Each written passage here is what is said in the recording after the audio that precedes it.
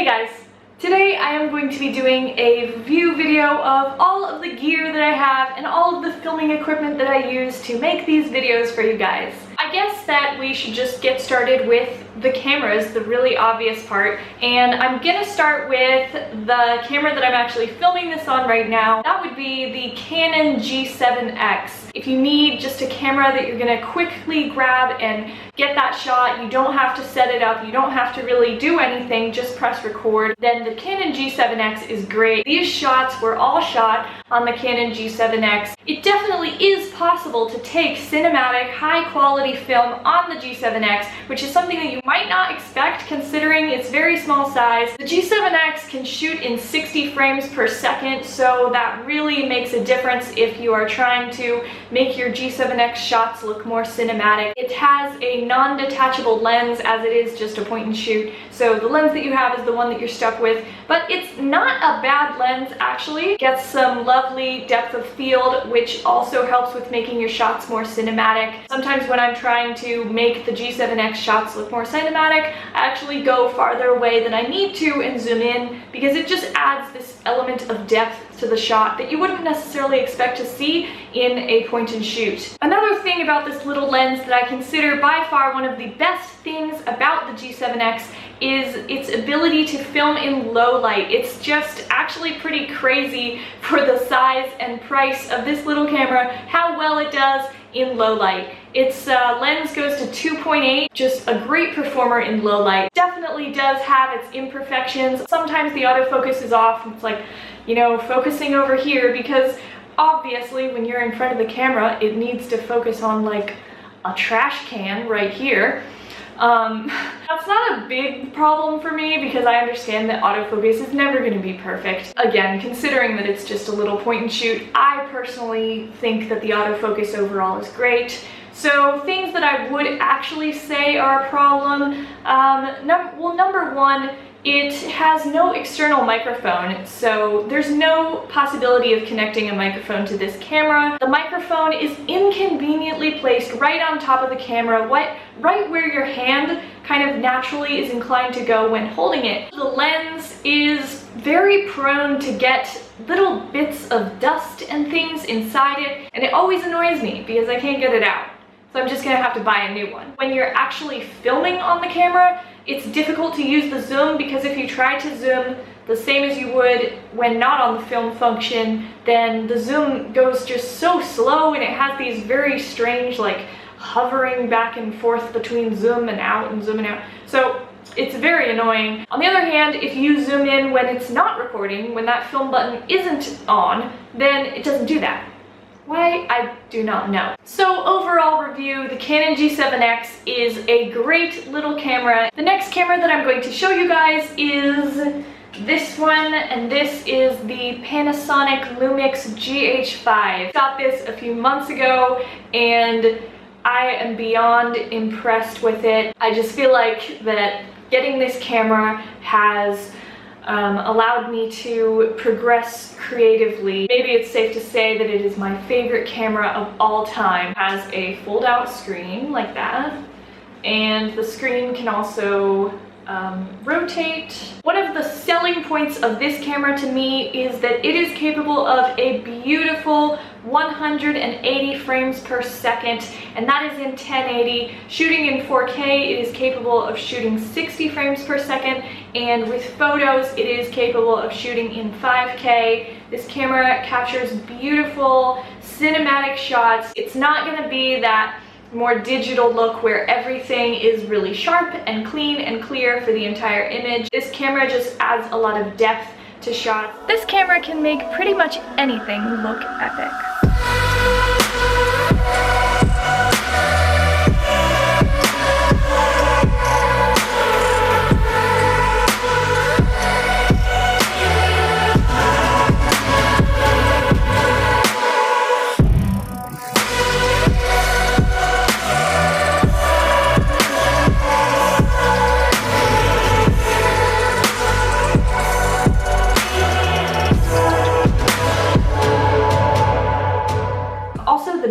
Life on the GH5 is amazing. Even shooting all day in 180 frames per second, this battery lasts me all day out shooting. It's not the best at taking photos. I have another camera that I consider amazing at taking photos, and this one, it's not quite at that point. You have to keep in mind that it's not a DSLR, and the photos on it, they are still incredible.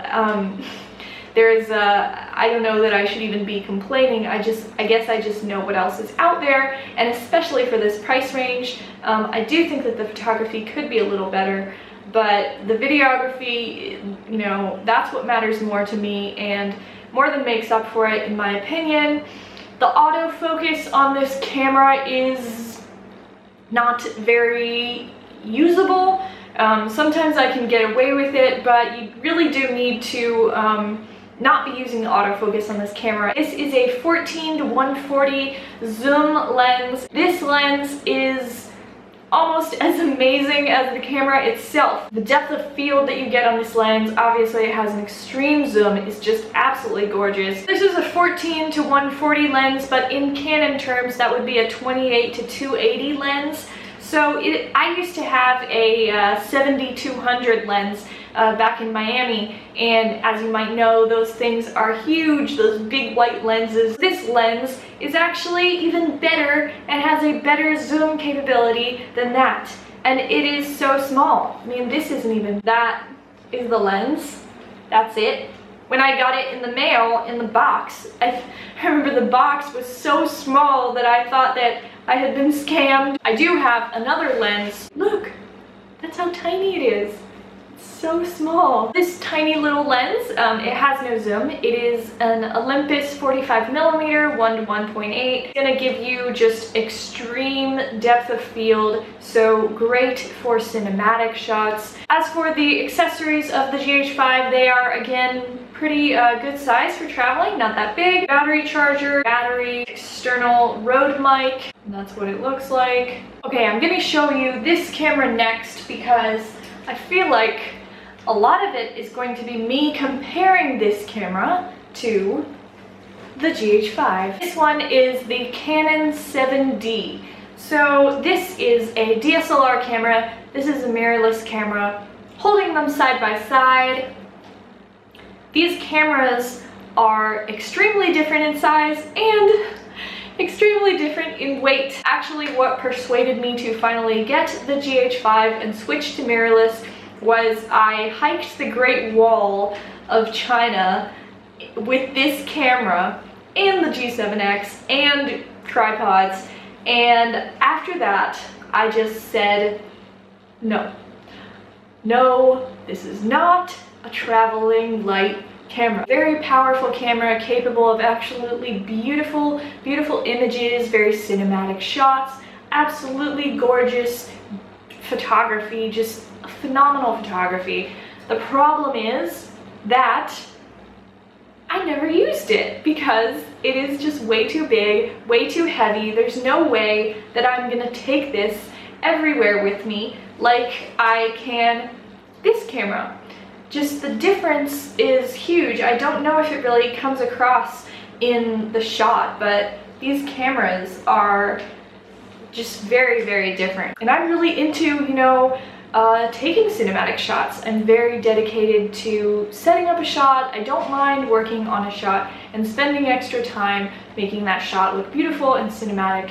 And still, this one is just too much. It's just crossed the line of what I would say is a usable out on the go sort of camera. The lens that I have on this camera right now is another big lens. This has been a dream lens of mine for quite a while before I got it. It is an EFS 17 to 55mm. The color on it is so good that it actually looks as if you have already edited the photo sometimes. The colors are just so bright and vivid, and that's my favorite thing about this lens. As for the accessories for the 7D, they are also quite sizable. This is the battery charger. Batteries, yeah, bigger card than normal, bigger charger, bigger battery. That is the Canon 7D. Worth keeping?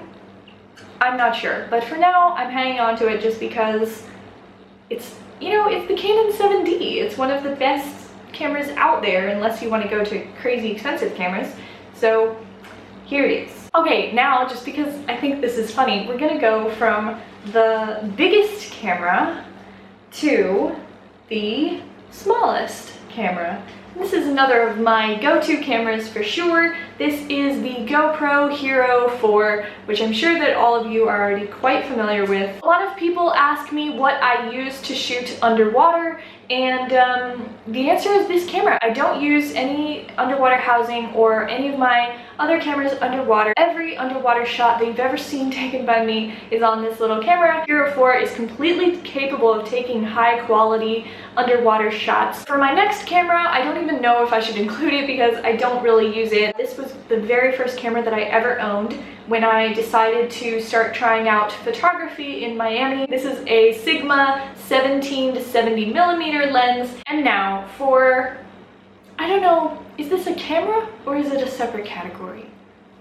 Well, it's my drone.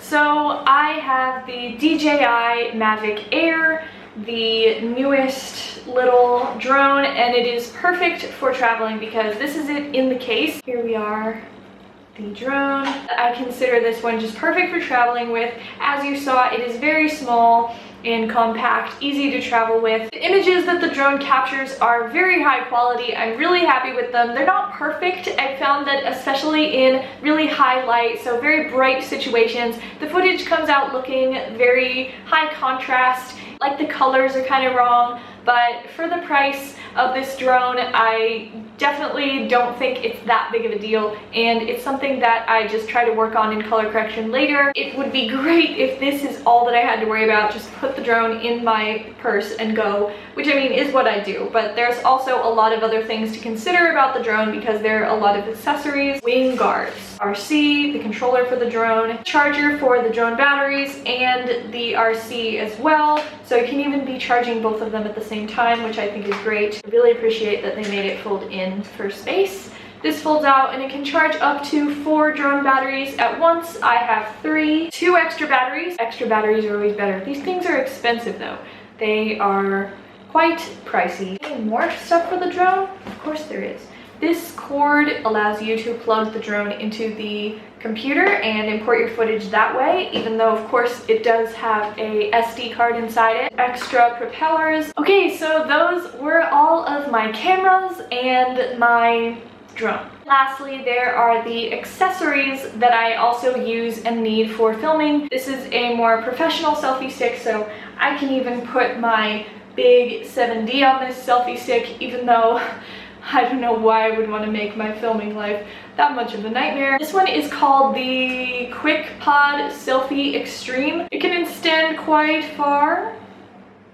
The shots that you get with it are just, there's no comparisons. You're never going to be able to hold the camera in front of your face in the same way that you can with this and include the scenery behind you, and the quality of the shots, of your vlogging shots, is just so much better. But even if I was not planning to vlog at all that day, I would still bring this thing with me, I'd say 100% of the time, and that is because it is also acting as a stabilizer versus just holding it handheld and holding it on this. There is a very surprisingly big difference. If I want to take the steadiness up a level though, I have this, which is my gimbal. This I have not been using lately because I just decided to use this, and this is much easier to travel with. My G7X is here now, but let's say that I was wanting to have the G7X tilted like this, and you know, now the screen's facing down at the floor, so I can't see the screen anymore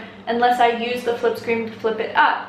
But on this, I find that it's very, very difficult to do that. It throws everything off balance, and also you're pulling on it, which is damaging the mechanisms of it. And also I find that the flip screen is like in a position on here that it's very difficult to pull out. You can't really do it, you can't really use the flip screen, and that is a huge part of how I film on the G7X. So I stopped using this. Now that I have the GH5, I do want to start using this again, but I'm thinking maybe to get a different model. This is a Zhiyun Crane M, and I think they have a new one that is more of a circle shape, and I think that that just looks better for whatever reason, or maybe I just want a new thing. I don't really have any complaints with it itself. It just didn't work so well for the way that I personally film. So guys, that is all of my filming equipment. I have other electronics as well. Obviously have a laptop that I use to do all of my editing work. I have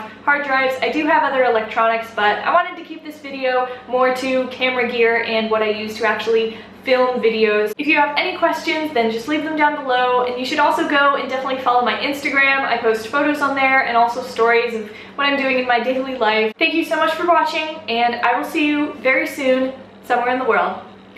Bye!